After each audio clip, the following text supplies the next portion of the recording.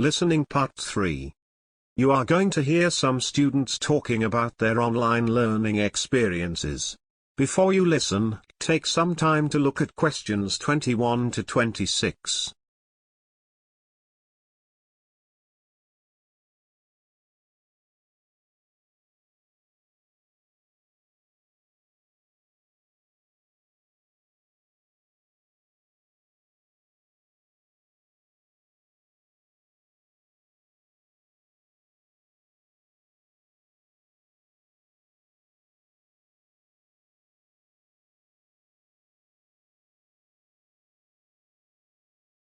Now listen and answer questions 21 to 26.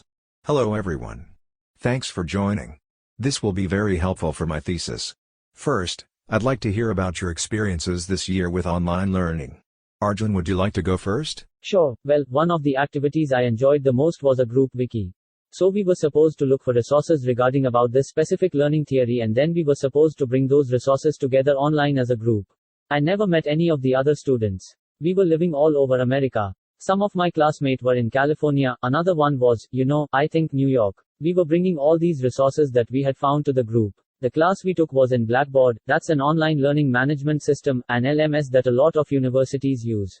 So we brought together all these resources and we were sharing materials and ideas while we were editing this one wiki, and I really enjoyed the activity because we could easily see who was working and who wasn't. It was like different, because what usually happens to me is that I am the one who ends up doing the most of the work, but then we all get the same grade and that is really frustrating. But when you work online you can't hide and not do the work, because it is hard to hide.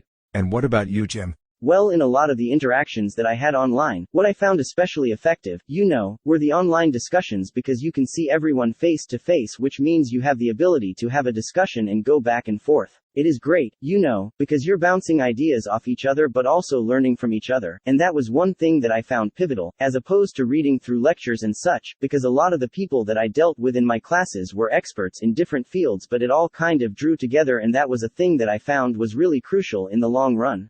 Would you agree, Arjun? I think that instructors should be more like a moderator in the interactions. When I say moderator, I mean that the instructor is not the center of attention anymore, is not the one who is telling everybody what they should do or how to do it, but is more the one who allows and guides that interaction. The content and the interactions with each other in an online course are really the center of attention, because you need to read, you need to study, and you need to interact with your peers. You cannot just wait until everyone is doing the work and then you jump in.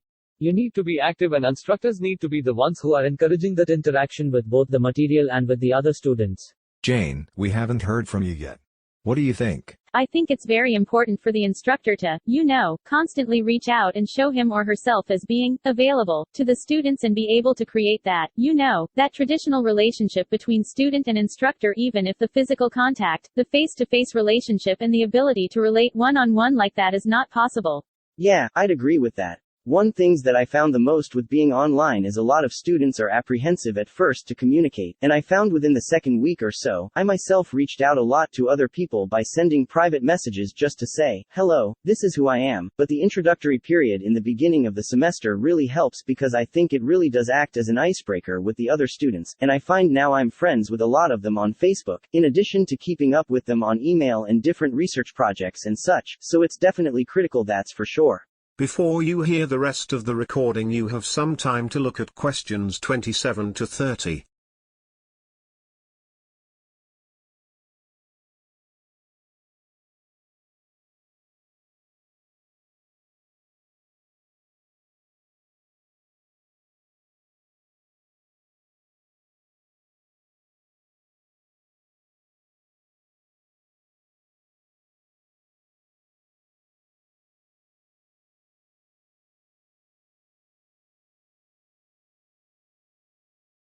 Now listen and answer questions 27 to 30.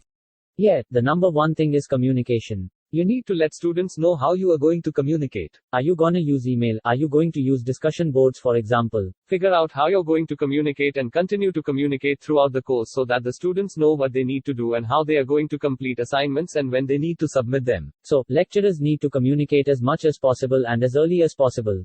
I would also say it's important to lead by example. Lecturers should be responsive to the students. I mean not to the extent that you're actually going to spoon feed the student, but to be respectful and treat them the way that you would want to be treated, because a lot of times being online, it can be an alienating place because you don't really have that contact and that reassurance of having someone actually look at you and be able to return that gaze. Yeah, in the long run, what I would suggest always is, understanding the plight of the student.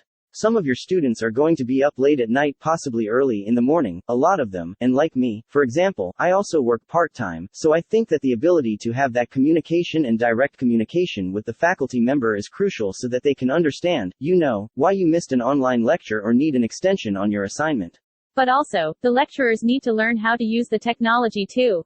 I deal with a lot of faculty members that, let's say, history their expertise but in their field technology may not be a strong point, so I think the university needs to train these lecturers and work with them on everything from PowerPoints, to videos, to things like that, that really kind of spark students as opposed to the traditional lesson plan. Thanks everyone, that's been really helpful.